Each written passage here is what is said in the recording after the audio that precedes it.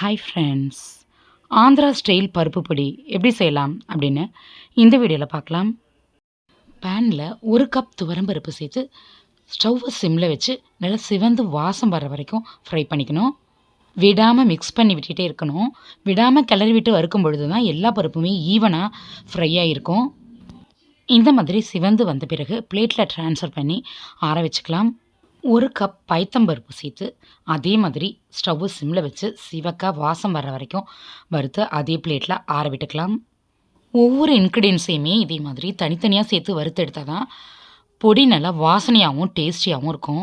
அடுத்து 1 கப் பொட்டுக்கடலை சேர்த்து சிவந்து நல்லா வாசம் வர வரைக்கும் வறுத்து அதே பிளேட்டில் ட்ரான்ஸ்ஃபர் பண்ணி ஆற வச்சுக்கணும். ஸ்டவ்வை சிம்லேயே வச்சு நல்லா மிக்ஸ் பண்ணி விட்டுகிட்டே இருக்கும்பொழுது நல்லா ஈவனாக ஃப்ரை ஆகும். 1 ஸ்பூன் மிளகு, 1/2 ஸ்பூன் சீரகம் சேர்த்து ஃப்ரை பண்ணிக்கணும். மிளகாயும் நம்ம சேர்க்க போகிறோம். ஸோ மிளகு கொஞ்சமாக சேர்த்துருக்கேன். மிளகாய் காரத்தை விட தூக்கலாம் மிளகு காரம் இருக்கக்கூடாது, அதனால் கம்மியாகவே சேர்த்துக்கோங்க. மிளகு சீரகம் ரெண்டுமே ஃப்ரை ஆகி வெடிக்கும்.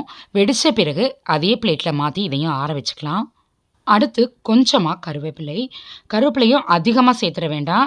ஏன்னா பருப்பு வாசனையை விட கருவேப்பிலை வாசனை அதிகமாக இருக்கிற அளவுக்கு நிறையா சேர்த்துடக்கூடாது. கொஞ்சமாகவே சேர்த்து நல்லா மொறுமொறுன்னு ஆற வரைக்கும் ஃப்ரை பண்ணி எடுத்துக்கணும். பருப்பு எல்லாம் ட்ரை ஃப்ரை பண்ணி செய்யும்பொழுது தான் நல்லா டேஸ்டியாக இருக்கும். நீங்கள் எண்ணெயோ நெய்யோ சேர்த்து ஃப்ரை பண்ணிட வேண்டாம். பெருங்காயம் மட்டும் நல்லெண்ணெய் சேர்த்து ஃப்ரை பண்ணிக்கணும். அடுத்து இந்த பொடியோட ஹைலைட்டே இது தான். பூண்டை இந்த மாதிரி சேர்த்து ஸ்டவ்வை சிம்மில் வச்சு நல்லா சிவக்க நல்லா கருக மேலே இந்த மாதிரி நல்லா சிவந்திருக்கணும்.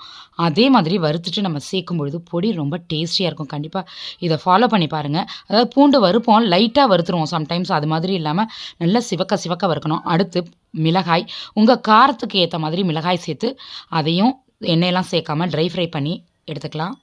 மிளகாய் வறுக்கும் பொழுது இது மாதிரி காம்போடே வறுத்துட்டு நல்லா ஆறின பிறகு அந்த காம்பை ரிமூவ் பண்ணிவிட்டு அரைச்சிக்கோங்க. பெருங்காயம் ஃப்ரை பண்ணுறதுக்காக கொஞ்சமாக நல்லெண்ணெய் சேர்த்துக்கலாம். ஆயில் ஹீட்டான பிறகு 1 கட்டி பெருங்காயம் சேர்த்து நல்லா சிவக்க வாசம் வர மாதிரி வறுத்துட்டு ஆற வச்சுக்கலாம். சப்போஸ் நீங்கள் பெருங்காய பவுட்ரு சேர்க்குறதா இருந்தால் கூட இதே மாதிரி நல்லெண்ணெயில் லைட்டாக வறுத்துட்டு சேர்த்திங்க அப்படிங்கன்னா ரொம்ப டேஸ்டியாக இருக்கும். ஃப்ரை பண்ணி ஆற வச்சுருக்க இன்க்ரீடியன்ட்ஸ் கூட தேவையான அளவு கல் உப்பு சேர்த்துக்கலாம்.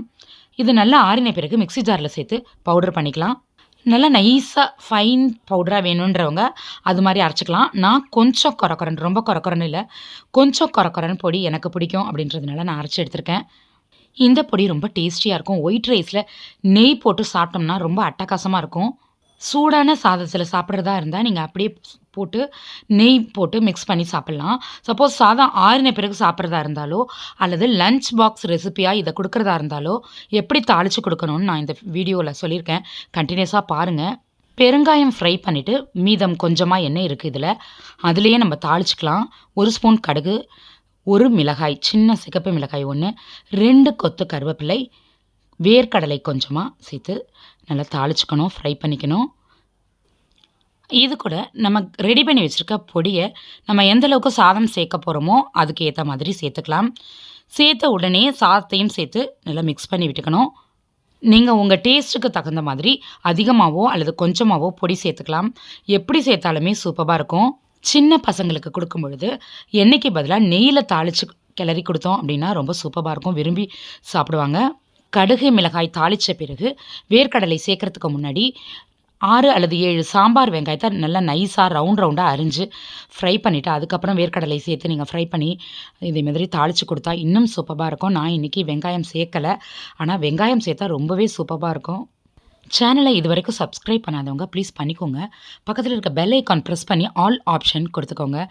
நம்ம சேனலில் இன்னும் நிறைய டிஃப்ரெண்ட்டான ரெசிபிஸ் இருக்குது. டைம் கிடைக்கும்பொழுது பாருங்கள். இந்த வீடியோ உங்களுக்கு பிடிச்சிருந்தா லைக் பண்ணி ஷேர் பண்ணுங்கள். இந்த வீடியோக்கு கீழே உங்களுடைய கருத்துக்களை பதிவிட மறந்துடாதீங்க. வணக்கம்.